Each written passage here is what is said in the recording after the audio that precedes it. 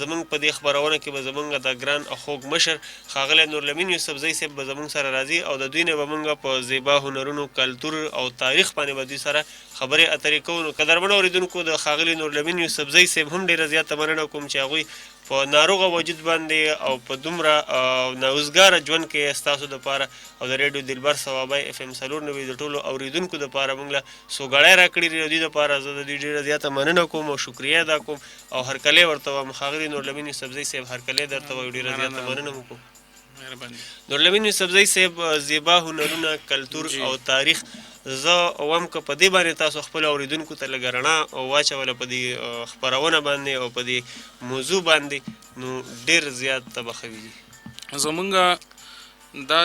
کومه موضوع چې دا چې آرټ کلچر او تاریخ یعنی زیبا هنرونه کلتور او تاریخ، لومبی خدا ده چې په دې پروګرام کې به مونږ جرنل خبره به هم کېږي په آرټ او کلچر او تاریخ باندې، او دې سره سره زمونږ فوکس یا زمونږ بنیادی مقصد چې دی نو پښتون آرټ، پښتون کلتور او پښتون تاریخ به وي زمونږ ذهن کې. بله خبره دا ده چې مونږ به دا کوشش کوو چې په ساده ټکو کې چې د عام کس د ولس مزغو ته په اسانه پرېوځي، چې ډېره ګرانه ژبه نه وي او ډېر زیات هغه پیچیدګۍ هم نه وي. په ساده ټکو کې مونږ هغه ته دا خبره ورسوو چې آرټ څه ته وایي، کلتور څه ته وایي او تاریخ څه ته وایي، بیا د دې درې واړو یو بل سره څه تړون دی. لکه زمونږ به دا کوشش کوو دې کې به دې پروګرام کې به که یو پله دا خبره راځي مخې ته چې پښتون آرټ، پښتون کلتور او تاریخ، نو چونکې دا درې واړو کې به هغه خبرې هم ځنې بیا راتلی شي، د هغې امکان به وي کمې چې خبرې موږ په تېرو پروګرامونو کې کړي دي. خصوصا زموږ د پروګرام لومبۍ برخه چې وه چې کوم کې موږ پښتونولۍ باندې خبره کوله، نو د هغې هغه څیزونه پکې هم راځي. دا دې سره سره به نوې خبرې پکې هم راځي چې ځکه چې مونږ پکې مونږ د یو بل اینګل نه یا د یو بلې زاویې نه اوس راځو په دې موضوع باندې، نو دا به سره هم پکې په دې به هم خبره کېږي او انشاءالله کوشش به کوو چې د خپلو اورېدونکو سره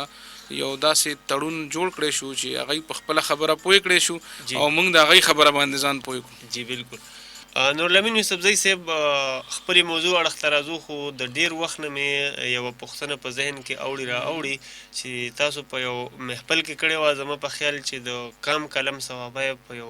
غونډه کې تاسو دا خبره کړې وه د اقبال او د خوشحال په اړه باندې. نو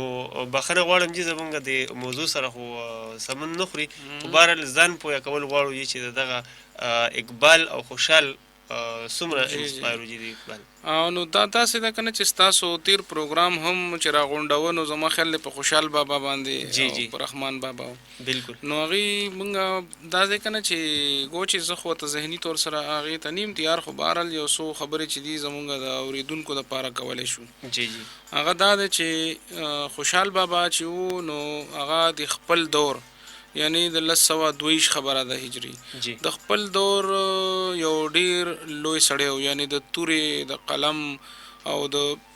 دې سره سره هغه چې کوم دی نو د هغه د ژوند او د شخصیت بله اړخونه دي او په صحیح معنو کې د پښتو ژبې او ادب چې دی زموږ ملي قهرمان هغه خوشحال بابا دی. اوس د خوشحال بابا چې دی د هغه د هر لوی سړی چې د خپل دور وي، لکه کانټ د هغه په ذهن کې یو نیکه اراده وه، لکه نیټس چې د هغه په ذهن کې سوپرمین و، دغه شان د اقبال په ذهن کې مرد مومن و، د خوشحال بابا په ذهن کې چې دی نو هغه ننګیالی و، د هغې دپاره هغه د باز او شاهین علامتونه غوره کړي. علامه اقبال چې و نو هغه د صرف یو شخصیت نه و بلکې هغه یو اکیډمي وه زموږ دپاره، هغه ډېر لیکلی لوستلی سړی و، د هغه مطالعه د زرګونو کالو مطالعه ده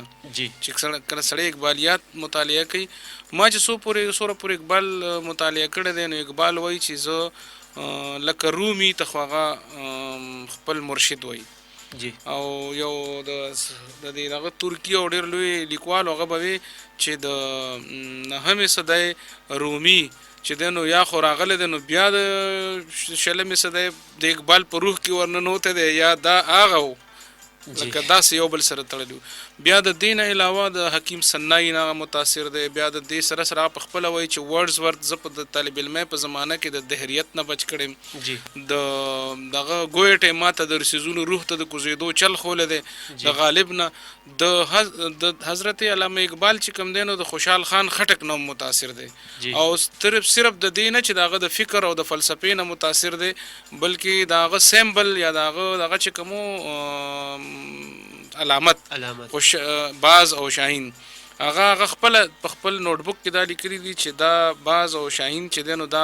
یو داسې مرغۍ ده چې دا پس خوردن خوري دا اوچته لوزي دا خوددار وي نو ما ځکه دا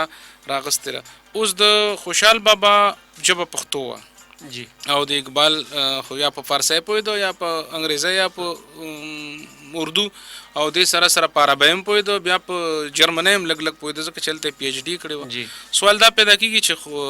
زه چې کومه رشته د هغې خول غواړم چې لکه زه دا وایم چې د خوشحال بابا نه باقاعده متاثر او زه د هغې دپاره دا ثبوت ماته 3-4 خبرې دي. یو خو دا ده چې د خوشحال بابا یو وصیت دی نو هغه په ضرب کلیم کې د هغې عنوان دی خوشحال خان خټک کی وصیت. علامه اقبال د علامه اقبال کتاب دی ضرب کلیم او د هغې نوم دی د هغې نظم نوم دی خوشحال خان خټک کی وصیت. نو هغې کې هغه وایي چې قبایل ہوں ملت کی وحدت میں گم کہ ہو نام افغانیوں کا بلند محبت مجھے ان جوانوں سے ہیں ستاروں پہ جو ڈالتے ہیں کمن آ تجھ کو بتاؤں ہم نشی دل کی بات خوشحال خان کو ہوا وہ مت پند پسند اڑا کر جلائے نباد کوہ مغل شاہ سواروں کی گرد سمن. نو دا خو په اقبال په هغه باندې باقاعده نظم لیکلی کېدای شي دې نظم کې ما نه څه لږ ډېر غلطي راغلطي شوي زباني ویل دي خو لکه یو دا. دویمه خبره دا ده چې د هغه زمانه کې د ازادۍ نه مخکې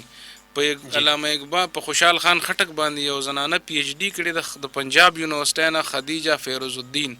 نو هغې د هغې په دیباچه کې لیکلي دي چې ما ته خپل استاز علامه اقبال ویلي چې ته په خوشحال خان خټک باندې پی ایچ ډي وکړه. نو دا فرست لومبی پی ایچ ډي ده په خوشحال خان خټک چې په انګلیش کې دا تیسیس لیکلی شوي دي د پښتنو نه مخکې. او دویم دا ده چې زما د مستشرقینو نه علاوه پیرنګیانو د مستشرقینو نه علاوه په مشرق کې چا په لومبي ځل باندې قلم اوچت کړی دی په خوشحال بابا باندې نو هغه علامه اقبال دی چې اومې په نثر کې لیکل کړي د هغه زمانه کې یو رساله وه اسلامیک کلچر په هغې کې علامه اقبال په خوشحال بابا باندې مضمون لیکلی دی. او بل دا ده چې خوشحال بابا ته وخت په وخت ټریبیوټ پیش کړی دی لکه خوشحال بابا باره کې وایي چې آ حکیم ملت افغانیه آ طبیب ملت افغانیه دته مونږ حکیم الامت وو هغه خوشحال بابا ته د افغانانو حکیم الامت وایي. د دې سوال اوس دا بس سوال راوچتېږي زه اورېدونکو په ذهن کې خبره ډېره اوږده نه کړو چې دا څنګه هغه لوستی و پښتو باندې هغه خو نه پوهېده که نه. زما هم ذهن کې دغه سوال نو دا سوال دا دی که نه چې کله دلته د پیرنګیانو حکومت و نو میجر راوټي د خوشحال بابا 200 نظمونه چې موږ ته بس په جرنل دا کې نظمونه ویلی شو هغه ترجمه کړو په انګریزی کې او هغه په انډیا آفیس لایبرري لندن کې پراته. نو د علامه اقبال دا خواهش اندازو د ژوند چې هغه به کله انډیا آفیس لایبرري ته ته نو هغه به د هغې هغې کې به یې د خپلو مشرانو د مشاهیرو کتابونه د هغې دا څنګه چې هغه خپل یو شعر کې هم ویلي دي چې وہ موتی اپنے آبا کی که نه چې جنہیں دیکھتا ہوں یورپ میں تو دل ہوتا ہے سی پار هغه په باقاعده ویلي که نه چې ما هغه خو ټول هلته هغه ملغلرې پرتې دي. نو دغلته د دا اقبال چې دی نو خوشحال بابا سټډي کړی دی او ځکه دا هغه وصیت نه خبر دی ځکه چې وصیت خو پښتو کې کړو د اردو کې هغه نظم کړی دی په خپل نظم کې. نو دا پته لګي چې د هغه مطالعه هلته کړې ده په یورپ کې چې کله د پی ایچ ډي کوله که نه نو یو پله پی ایچ ډي کوله بل پله بارټلا نو کله به میونخ ته کله به انګلینډ ته راتلو. نو دغه انګلینډ کې چې کوم دی دغه 3 کاله چې دی تېر کړي دي نو دی کې د ډېر خوشحال بابا هم سټډي کړی دی. او بل دا ده چې د شاعرۍ نه موږ ته دا پته لګي چې د خوشحال بابا د شاعرۍ نه ډېر زیات انسپایر دی لکه د هغه داسې شعرونه دي بلا دي خو موږ ته یو څو راغستی شو چې هغه د خوشحال بابا هم هغسې شعر ویلی دی 400-500 کاله مخکې او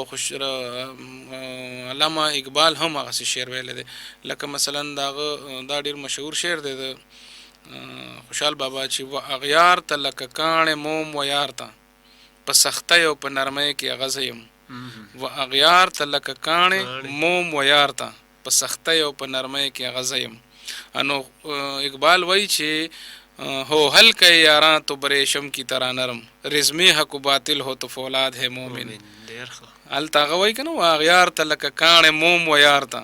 په سختۍ او په نرمۍ کې هغه یم. او اقبال وایي چې ہو ہلکے یاراں تو بریشم کی طرح نرم رزمی حق و باطل ہو تو فولاد ہے مومن. دغه شان خوشحال بابا وایي چې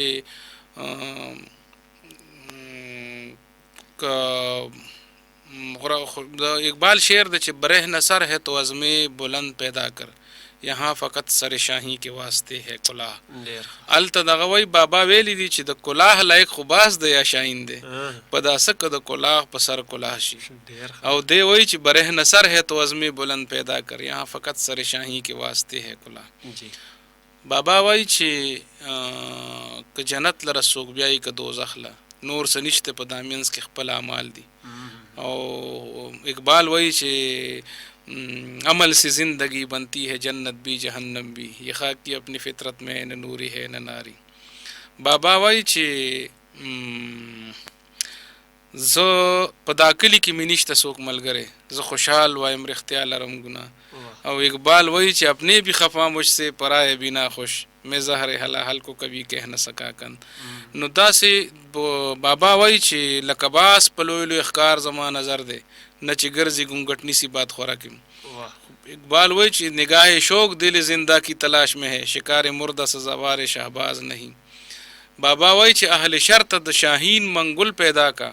اهل صبر تحالیم شطر حمامه. نو دا قسمه شعرونه د اقبال چې سوره پاپولر شعرونه دي مشهور شعرونه دي. انو تب حیران شي چې هغه ټول د بنده وایي چې د خوشحال بابا د شعرونو ترجمې دي لکه دوره حده پورې هغه د خوشحال بابا سټډي کړی دی روح ته کوز شوی دی او متاثر شوی دی تنه او ځکه ورته حکیم ملت وایي. او دا اصل کې وجه دا وه چې یو وجه خو دا وه چې د خوشحال خان خټک کردار ډېر مضبوط و. یعنی هغه ډېر مضبوط و هم د جنگ په میدان کې ولاړ دی هم د ښکار په میدان کې ولاړ دی هم چې دی نو د طب په میدان کې ولاړ دی هم د تخلیق په میدان کې د دې یو دویم دا چې د خوشحال بابا مخاطب چې نو پښتانه او پښتانه من حیث القوم تقریبا مسلمانان دي. انو دا هغه ته دا خیال و چې د چې کوم مرد مومن په ذهن کې نو دا هغه وي چې د خوشحال بابا د ننګیالۍ او زما مرد مومن یو شی دی نو لکه د هغه په ذهن کې دا و. او د علامه اقبال د پښتنو سره ډېر زیات انسیت و لکه باقاعده خصوصا د افغانستان د سفر نه پس خو د هغه په شاعرۍ کې چې د پیام مشرق کې مو پس چې باید کرد افغان اقوام مشرق دی ټول کې چې د نو د پښتون یا محراب ګل افغان کې افکار دا چې ته ګورې نو د 1915 نه پس چې دی کله هلته تللی تر مرګه پورې نو د ده په تصور کې بیا دقه خبره وه ځکه به وي چې فطرت کې مقاصد کی کرتا ہے نگہبانی یا بند صحرائی یا مرد کوهستانی. نو د خوشحال بابا نه باقاعده متاثر په دې خو ډېرې اوږدې خبرې کېدی شي خو زموږ چونکې موضوع بله ده. شتمنو اورېدونکو د دې سره ستاسو کوربه او د دلبر سیدادل ستاسو نه غواړي اجازت چرته چې ښاد آباد خوشحاله او بریالي اوسئ کور مو ودان شپه مو په خیر د الله په امان.